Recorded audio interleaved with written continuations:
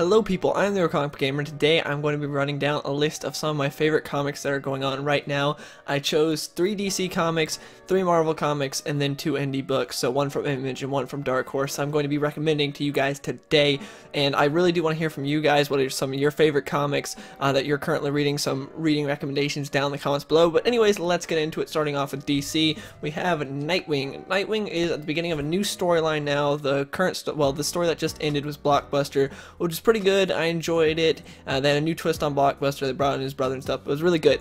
The new story is involving Spiral, who was the spy organization that Dick Grayson worked with after Forever Evil, because Forever Evil was a big event in the New 52, and one of the big things that happened was Dick Grayson's secret identity was revealed, so he couldn't be, it compromised him being Nightwing. So he went undercover for Spiral, who was like acting to be good guys, but they weren't. They had bad leadership. So Nightwing, in tandem with Huntress, took him down and was able to put a better leader in position. So now Spiral's coming back into the spotlight and stuff's happening that I don't want to spoil, but it's a really interesting setup. So I'm excited for this story. This is just part 1 that's out right now. I can't wait to see what happens next. My only gripe with this right now, the current book, is they gave Nightwing a girlfriend and then they broke up, and she's just a character I don't care about at all, but like part of the book is sort of dedicated to her. They give her a couple pages each issue where this is what's going on with Nightwing's girlfriend, well, with Nightwing's ex that you don't care about. It's like, okay, I don't care about this girl at all. Nightwing has dated some really interesting characters like Starfire and Batgirl, which are really cool characters, but this girl just pales in comparison to them, and I don't care at all. So when they go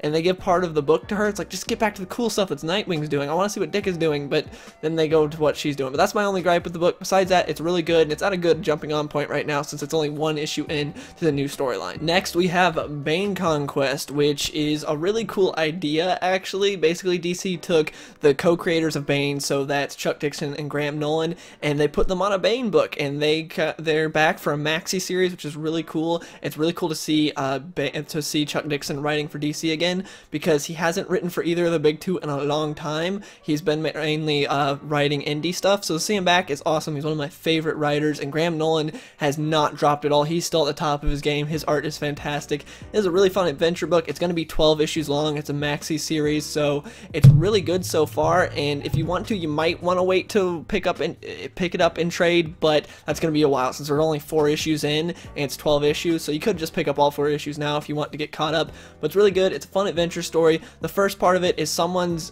basically trying to cause trouble in Gotham. Batman and Bane both go to try to stop the person, but they end up both getting captured, and we see Batman and Bane team up to try to break out of this guy's prison, and then they end up taking him down, and we get a really cool scene where Bane breaks like every limb in this one guy's body. Like, he literally breaks him. You think he broke Batman by breaking his back? This guy, he completely breaks him. This guy is just, oh, it was kind of gruesome looking, but it was great to see Bane do that. And then the last one, we got to see him sort of confront Catwoman a bit at the end of the issue. And yeah, it's just a really cool story with a fun premise, and it's going to be sort of a globe-trotting adventure with Bane. And just, yeah, I love it. It's one of my favorite books out right now. Now, the last DC book that I'd highly recommend is Action Comics.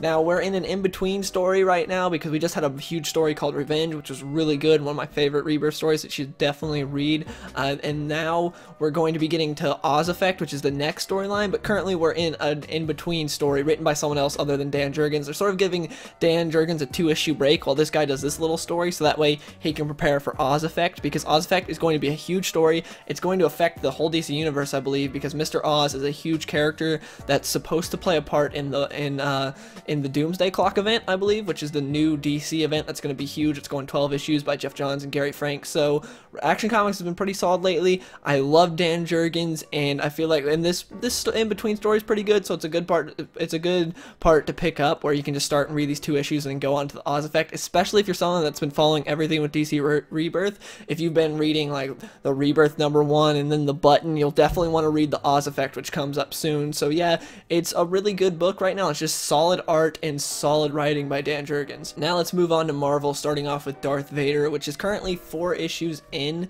This is the new Darth Vader series that picks up right at the end of Revenge of the Sith, so it's right at the part where Palpatine tells Vader that he killed Padme in his anger, and he goes, "No!" It's right at that part. That is exactly where we pick up. So we see Palpatine sort of telling Vader the ways of the Sith, and the first story arc is about him getting his lightsaber, and we're at the very end of it right now. now. I believe issue number 5 is the final issue in this story arc, but it's really cool to see Vader go and hunt down a Jedi with nothing. He's got no lightsaber or anything. He has to go and kill this Jedi to get a lightsaber, because that's the way of the Sith. You have to go and like kill a Jedi and take their lightsaber, then sort of like your hate and stuff will bleed into the lightsaber, and that's what will turn it red, and so that's what he has to do. And it's a really good storyline so far. I'm excited to see how the final issue sort of caps off, and it's not as good as the previous run by Kieran Gillen or however you pronounce his name, but he did a fantastic job. That was the like in his prime Vader, the Vader that we all knew and loved. But now we're seeing his journey to getting there, to get to that like all-powerful Sith Lord.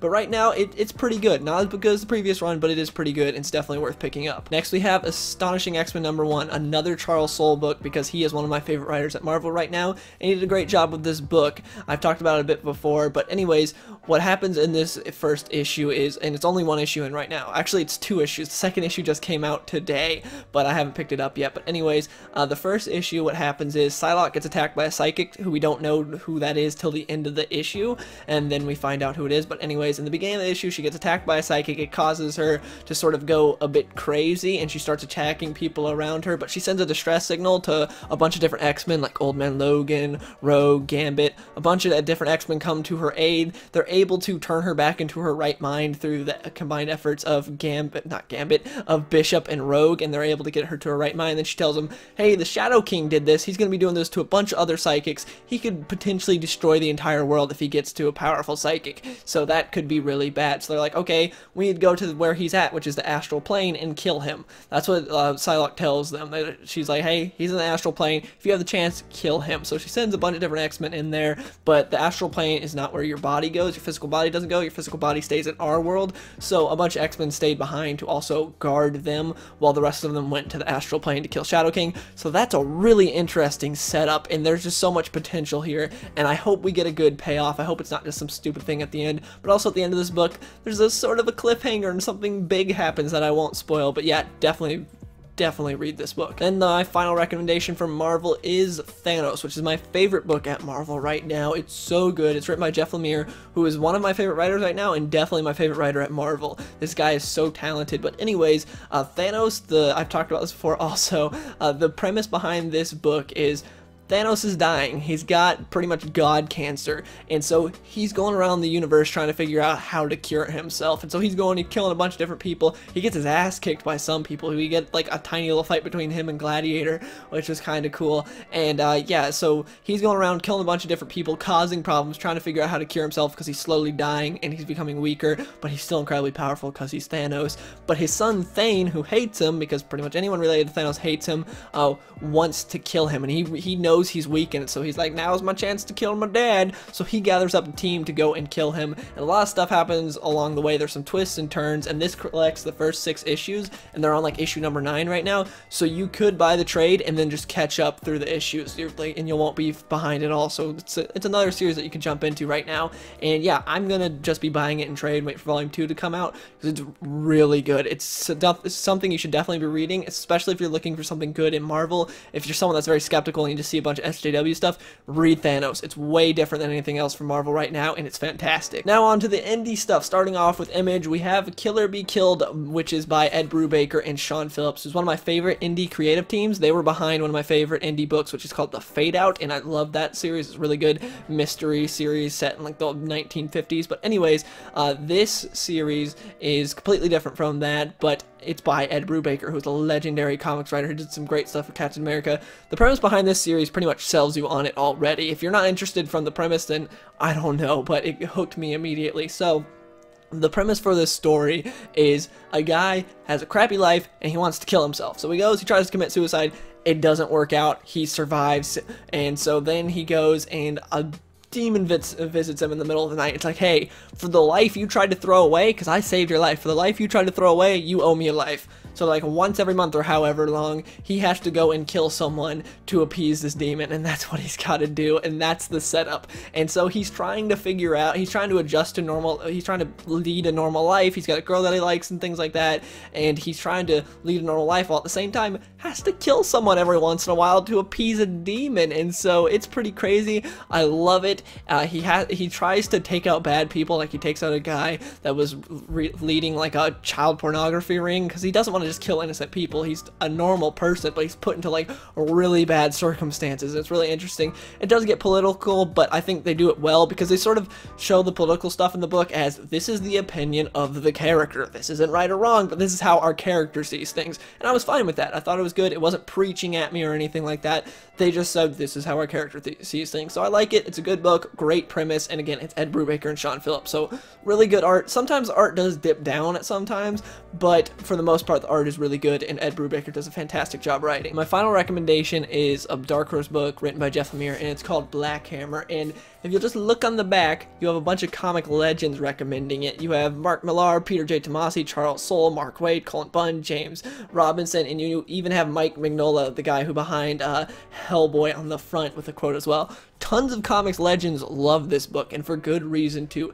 It's really good. As you guys know, I'm a Jeff Lemire fanboy, so I had to pick it up because I heard a lot of good things about it, and I did. I was not disappointed at all. It is fantastic. So it's Jeff Lemire's sort of commentary / love letter to superheroes in this book, and what's going on here is you have all these superheroes that are based on, well, they're sort of Jeff Lemire's versions of classic heroes. Like you have a different version of Martian Manhunter, his version of Shazam, and stuff like that in this book. So basically, these heroes, they're on their world, they're fighting their version of the Anti-Monitor, they beat them, big explosion happens, they get transported to a normal world, so something like our world, where it's just a normal place, there's not supervillains or anything to fight, and they have to adjust to it. They've been there for years, for a long time. One of the guys, Abraham, has adjusted. He likes his life here. They're all living on a farm. He's got a place, he's got a girlfriend, he likes the farm, he's just living there, he likes it.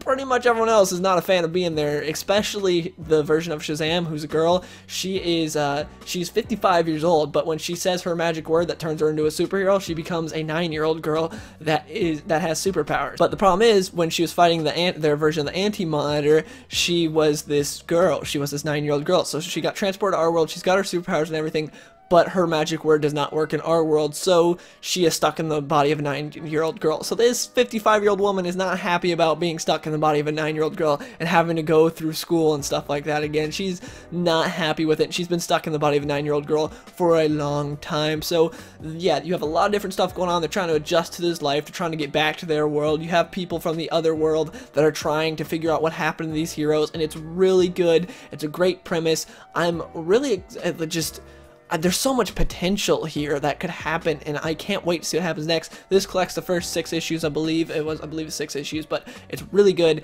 It's phenomenal, and it's one of my favorite indie books right now. Actually, probably my favorite indie book that's going out right now. It's not as good as Sweet Tooth, which is one of Jeff Lemire's other indie books, but it is still really good, and I'm really excited for what comes next. I can't wait to see. But anyways, please let me know in the comments below, what are some of your favorite comics coming out right now. These are not all the good comics that are out right now. There are other Marvel and DC books that I like, but these are just some of them. I could make a video really long talking about all of them, but I didn't want to do that. So anyways, again, please let me know in the comments below, what are some of your favorite comic books coming out right now. Give me some reading recommendations, and I hope you guys enjoyed the video. I'll see you guys in the next one. Yeah, I grew up with the prenup. Mama said keep my C up. Now noticing I'm getting caught cracker and getting beat up, but I stayed up long nights, working hard on my craft. Gave a fuck about the bullies or anyone in my path.